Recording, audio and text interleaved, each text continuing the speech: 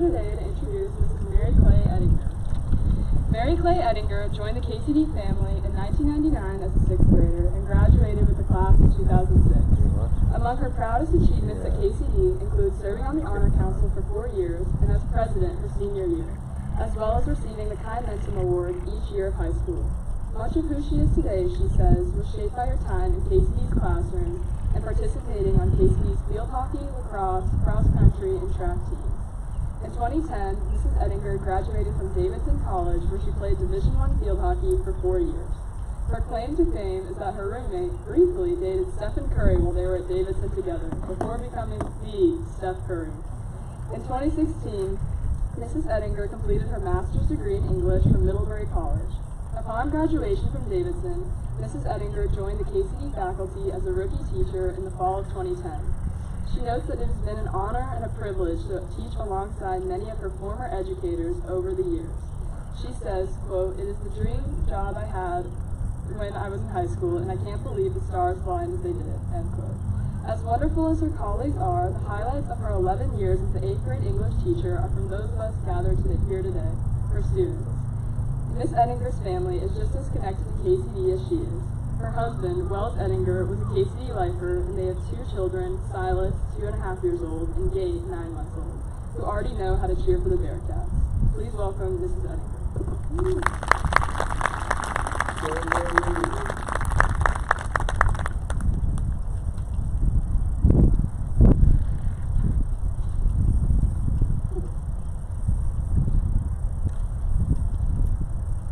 Wind was something I didn't really practice with, you guys. I feel very unprepared for my endangered species presentation.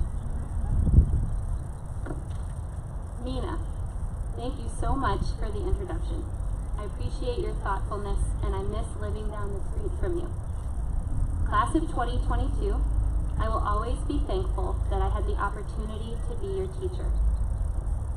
And I am honored to speak at your junior transition today. I have to admit that I was surprised when Mrs. Moran and Mr. Murray asked me to speak to you. There's a large part of me that feels I said everything that I needed to say to you when you were in the 8th grade. But it's likely you've forgotten most of that now, and it often seems that we have lived a lifetime in this past year. I will try not to bore you or repeat stories, and I hope to provide you with something to carry with you as you transition into your senior year and over the course of a lifetime of dreams and disappointments. Like many of you, when I was in high school, I strove for perfection. I operated under the belief that if I worked hard enough and made good choices, that I could achieve whatever I set my mind to. Most of the time, it worked. But in the fall of my senior year of high school, some strange things started happening to me. Over the course of about a month, I inexplicably gained about 15 pounds, and my clothes no longer fit.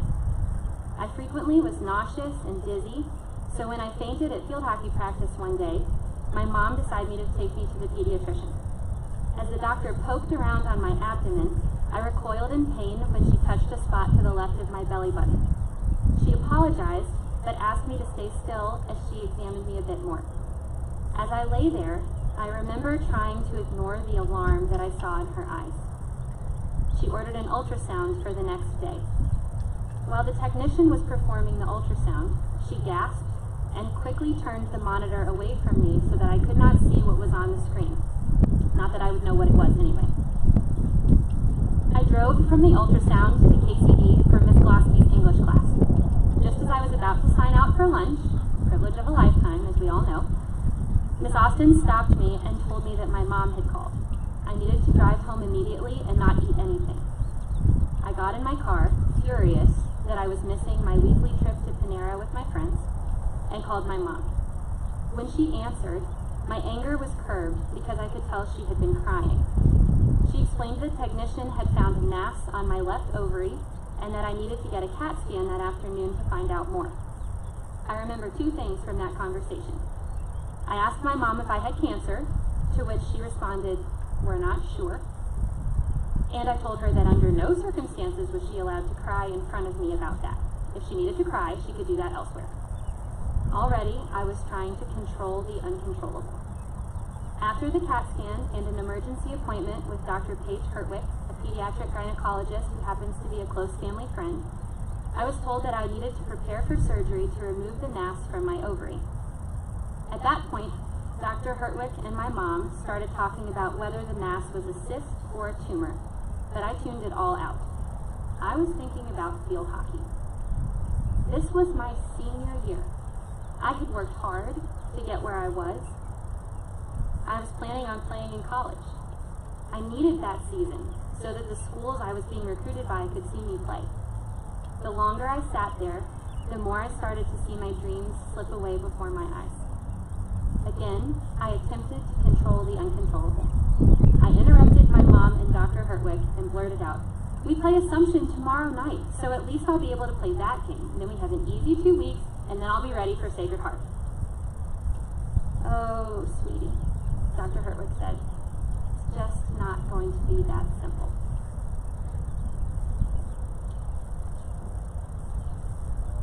I fought back tears and tried not to listen, as she lovingly explained that this surgery would be extensive and that I would be out for the whole season, including tomorrow night's game against Assumption. A week later, on September 14th, the day before my little brother's birthday, I underwent a 7-hour surgery to remove an 8-pound malignant tumor, roughly the size of a full-term baby, from my left ovary. I was so lucky in so many ways. They caught it early. The cancer hadn't spread. I lived. The list of good luck goes on and on and on. But the anger I felt lasted a long time. I was so resentful about what I had lost, and I had no place to put that anger because that loss was no one's fault. There were things people did for me to try to alleviate some of my pain. For example, Dr. Goldberg excused me from an entire unit of his calculus class. Truly the biggest miracle of the story. And I got more notes and pajama sets and chocolate than you can imagine. I even got a date to homecoming out of the ordeal. True. But the reality was that what I had lost was irreplaceable. It wasn't just my senior season, but also my naive worldview that we get what we deserve. I share this with you because it was the first moment in my life where, by no fault of my own, things didn't work out. They didn't go the way I wanted them to, and I was so angry for so long. I felt completely and utterly betrayed by my body and by my understanding of the world. The one thing I had wanted more than anything out of my entire high school experience was that season. And I couldn't understand how in a matter of days it was gone, by no fault of my own. I know that everyone here today, not just your parents and your teachers who have lived through more years than you have, everyone on this field understands what it means to suffer immediate, drastic, and incalculable loss. Last year, our whole world turned upside down. Instead of one player on a team losing her senior season, an entire world of seniors lost their seasons, and juniors, and sophomores, and kindergartners. And it seems selfish to focus on the loss we experienced when we know that so many people lost so much more. I remained angry well into my junior year of college, and it wasn't until I co-founded a group for student cancer survivors that my anger was assuaged. We met once a month for dinner and shared our stories. The most amazing thing I noticed was that each one of us, every single one, somehow tried to negate their loss. "Oh, I shouldn't still be upset. I had cancer so young that my parents really bore that burden for me," one girl said. "I shouldn't still be angry. I'm alive and a friend of mine from cancer camp isn't. I shouldn't be sad or scared. I've been cancer-free for 10 years. My mom loves the quote, "Comparison is the thief of joy." To compare yourself and your story with others robs you of your feelings of accomplishment, of pride, and of happiness. As I was preparing this speech, I was struck by a realization. Comparison is the thief of sadness as well. Just as when we compare our accomplishments or possessions to others, we are deprived of our joy, when we compare our loss and our grief to the loss and grief of others, it makes us think that we do not deserve to feel sadness. That somehow what we lost wasn't as important, so we haven't earned the right to feel sad. I'm sure you've been told in this last year of your life to look for silver linings and to focus on all the good things. And all of that is true. I do think it's important to focus on the good when we can. But it is also important to recognize our sadness and to be brave enough to sit with it. So in case no one has told you this yet, let me be very clear. Your pain and your loss and your sadness matter. No matter how hard your administrators, your teachers, and your parents have tried to keep this year as normal as possible, and believe me, we have tried, there is no escaping the truth that this pandemic has robbed you of countless experiences you were looking forward to. And I am so sorry. I am so sorry for the loss of field trips you didn't get to go on, and college visits that didn't happen, and dances and dates that were canceled, and performances and games that were postponed until they were canceled too. My guess is that most of you probably had arguments, or at least some added tension, with your parents or friends about social distancing rules and what you were allowed to do. Perhaps some of those relationships have been strained more than you thought possible. I want to take some time to grieve together the incalculable collective loss that you have experienced. Although painful, sadness is equally as necessary to our humanity as our joy. Remember the movie Inside Out? That's the whole point. It isn't until the character Joy realizes how important sadness is on Riley's journey that they can work together to restore her emotional equilibrium. We have to let ourselves feel sadness and pain and loss. They're just as much a part of your joy, or as your story, as your joy and your dreams. Sure, you probably won't hang them on a wall with the awards, accolades, and photographs you'll collect over the course of your lifetime. But take a minute and look closely at the next painting or photograph you see. Without the darkness and the shadows, the image would be flat. Sadness adds another dimension to your emotional landscape, and without it, that landscape would have no depth. To recognize the beauty in that depth, we have to be brave enough to notice it, to converse with it, and to give it the space it deserves in our stories without comparing it to one another's. That feeling of sadness completes and rounds out our human experience, and that is a gift. As a more complete human, we are much better equipped to empathize with others and to sit with them in their pain. So frequently we want to fix things that are wrong in our lives and in the lives of others. We go to extreme lengths to try to distract ourselves and others from pain. While this is all well-intentioned, I do think there is something to be said for being brave enough to simply sit with those who are hurting. One of my favorite picture books is called The Rabbit Listens. In this book, a young child called Taylor builds a tower of blocks that get knocked down. Then the animals all arrive with different suggestions about what Taylor should do to feel better. The chicken suggests talking. The bear suggests shouting angrily. The elephant suggests remembering how things work. The hyena suggests laughing. The ostrich suggests pretending it didn't happen. The kangaroo suggests hiding the evidence of the mess and cleaning it up so no one notices. And the snake suggests knocking down someone else's tower to feel better. But none of these suggestions are what Taylor needs. So one by one, all the animals leave until Taylor is alone. Finally, the rabbit appears. And without saying a word, this tiny little rabbit sits right next to Taylor. And as Taylor talks and shouts and remembers and laughs and pretends and makes plans to perhaps hide the evidence and maybe ruin things for others, the rabbit listens. And most importantly, the rabbit never leaves. Eventually, Taylor is ready to rebuild the tower, and the rabbit is right there to help. It is hard to sit with people who are hurting. It is hard to listen, perhaps for the millionth time, to them walk through their stories, again and again. It is hard not to pile our own hurt onto theirs, and to somehow use their stories to highlight our own suffering. What if we were as brave and emotionally resilient as that little rabbit? What if instead of offering suggestions, instead of encouraging our friends to try X, Y, and Z to solve their problems, we just sat with them?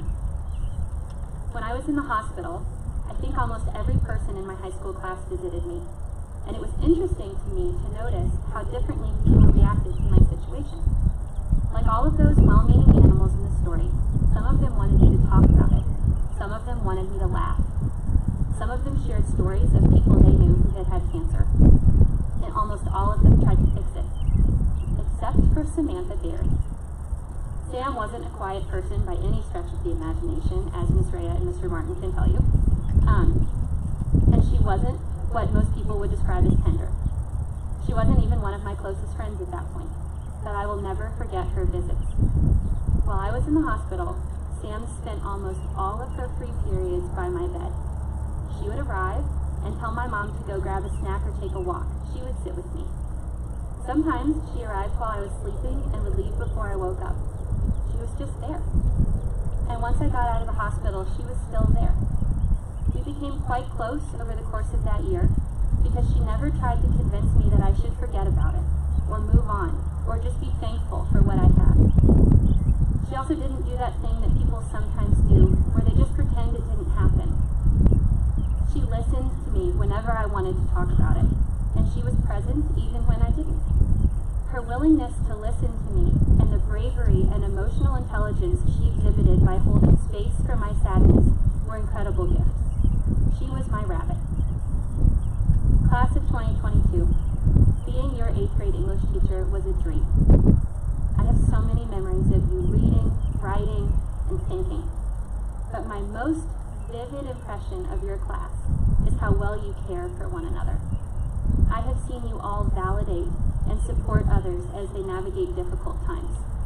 And I have watched in awe as you sat and quietly listened to your classmates share their stories and pain in an English classroom.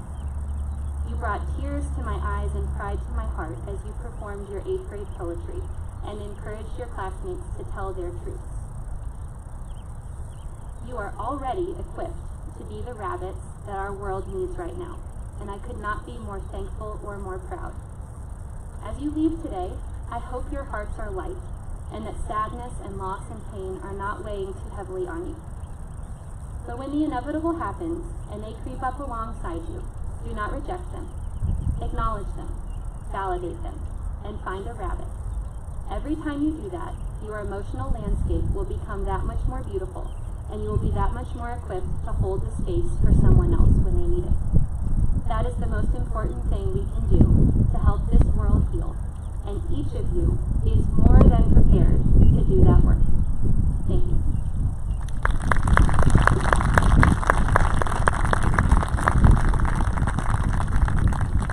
Thank you, Mrs. Ettinger. On behalf of the junior class, we appreciate you taking the time to come and speak with us today. We have a small gift for you as a token of our appreciation.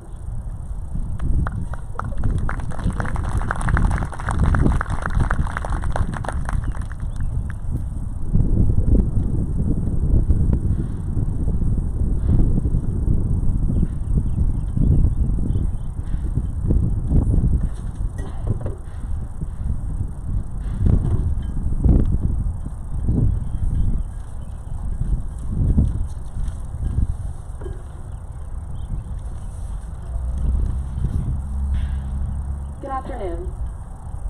My name is Alexandra Fogarty, and I'm a junior class officer. This event was formerly called the Junior Ring Ceremony. As customs have changed and many students no longer receive a class ring, we have changed the name of the day to more clearly reflect the true purpose of this recognition of juniors. Today signals our upcoming role as the senior class of 2022. Some of us may receive a ring or gift from our family, but we will all receive a sign of recognition as the rising senior class of KCD. There are only a few times when all of the members of the class are called together and recognized individually.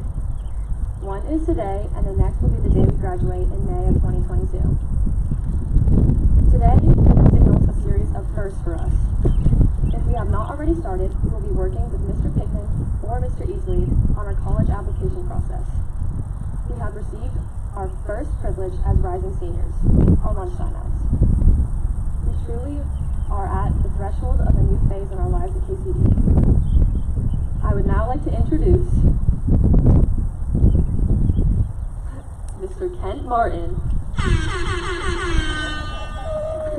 who will recognize the juniors. Juniors, please come forward when your name is called. Thank you, Ms. Fogarty. She said she was going to do the air horn, but I didn't think she really it's great to see all of you out here, and it's great to see you in person. If it starts to rain too much for you, feel free to watch the rest on our website from your car, but we're going to stay out here and do this thing, and I'm looking forward to it. First of all, I want to thank Ms. Moran and Mr. Murray for all of their work in making this happen, the junior class officers, and of course our parent reps, Susan Mays, Kristen Shapira, Gary Bellarau, Peggy Coulter, and Laura Russo. Thank you all so much for making this happen.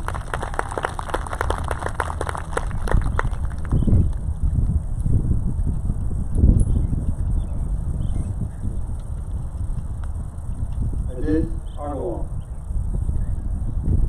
And by the way, typically this is a very formal attire.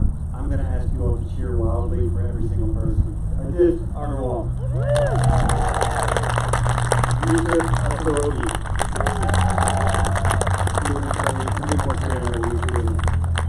May Al-Sufi.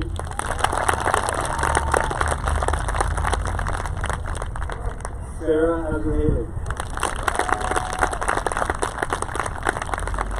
Laura Beish.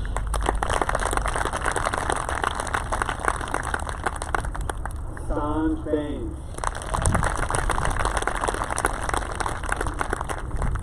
Anish Balarov. Clay Bockhorst. Nate Caldwell. Joy Karstanjan. Abby Caldwell.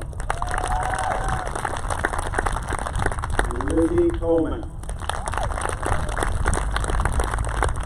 Emma Coulter. Maxim Drosovic.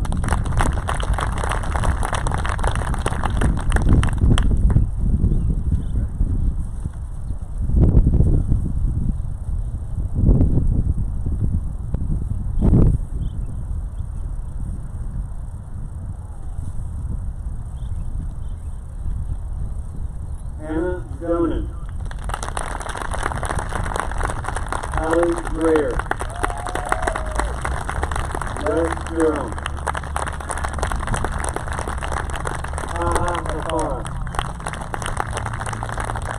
Renee Al-Khabib. Sam Fareed.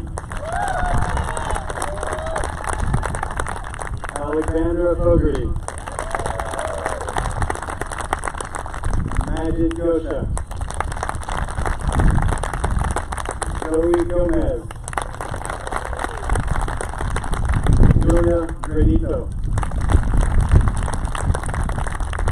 Abby Rogan. Liv Goodmanson. Olivia Hall. Raisin Timer.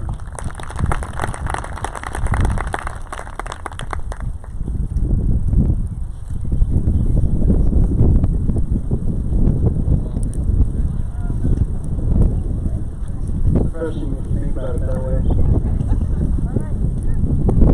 Bobby Kuhn. Faith Lawson. Lynn Leverson. Riley Lewis. Sanya Mohano.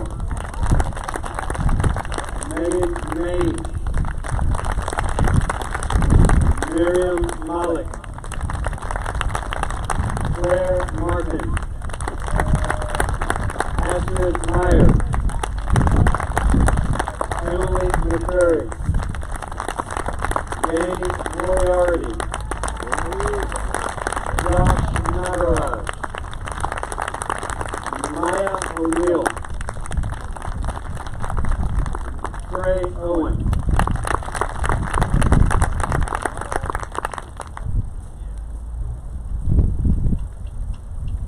Sonia Panchel. Connor Pascal.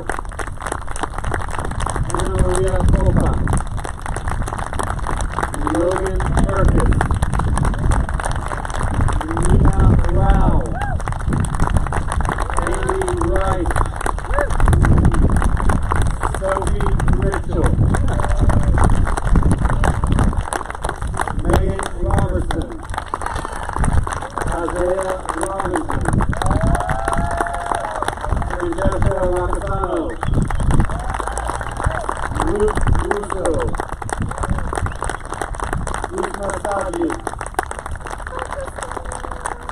Brendan Chandler.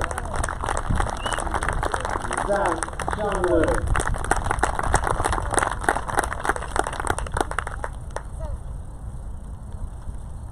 Josie Shapira. Molly Shapira. Jenna Schaff. Anderson Smith. Michaela Smith. Brooke Swisher. Erin Taylor. Catherine Tanner. Danielle Tobias. Parker Duma. Nate Schroeder. Emma Wonderhart.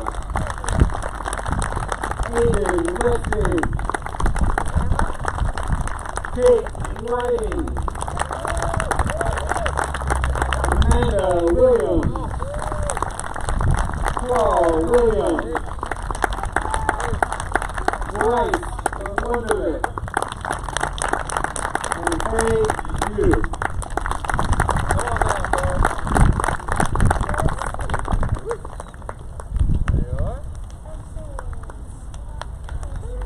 While they're walking back to their seats, I want to take a moment to thank you, parents. First of all, thank you for your investment in time and energy and other resources at KCD and trusting your child with us.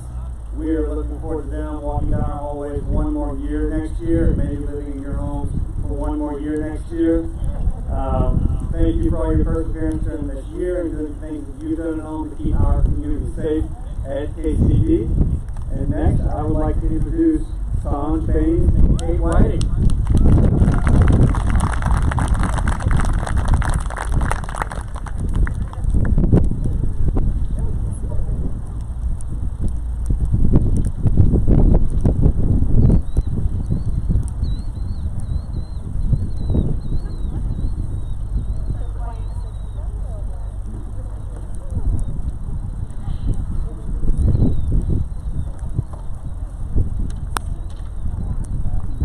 Good afternoon. My name is Kate Whiting. I'm Sanj Baines, and we're both junior class officers. On behalf of the faculty and administration of the upper school, I would like to congratulate my classmates on reaching this milestone of our high school careers. We are quickly approaching the moment when we will meet the senior class of 2022. This ceremony recognizes that fact and challenges us to think about the role that we will play as leaders for the peaceful upper school. As we begin to think about next year, it is also time for us to think about the challenges that lie ahead in our high school studies and in making our college choices. It is time to realize the role that we play in the lives of our classmates and the KCD community as a whole. We will be the students who will provide a role model for the incoming class of 2025. Life is what we make it, and our first steps start here. May our senior year be one filled with good memories, pride in our achievements, and the satisfaction of a job well done. Good luck, class of 2022.